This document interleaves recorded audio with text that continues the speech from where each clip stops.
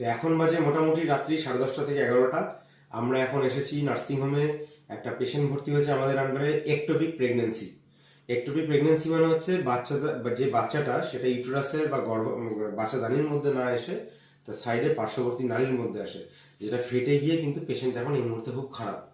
তো আসুন আমরা সেটা দেখি। স্টপ কর।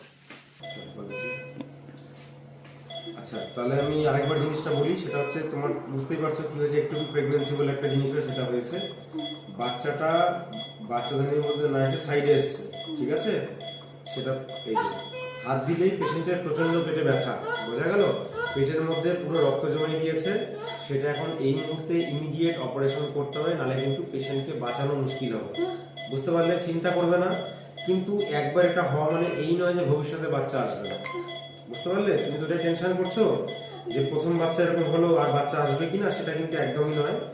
একবার এরকম হলে একটা দিকের যে টিউব থাকে, দুদিকে দুটো নালী থাকে, তো টিউব থাকে, একটা দিক যেটা খারাপ আছে আমরা সেটা ক্লিয়ার করে দেবো, কিন্তু আরেকটা দিক তোমার আমরা ঠিকই রেখে দেবো।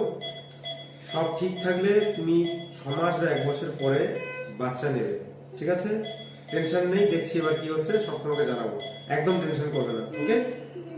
একদম ঠিক আছে, ঠিক আছে, ওকে ওকে ওকে, ঠিক আছে ঠিক আছে, ওকে ওকে।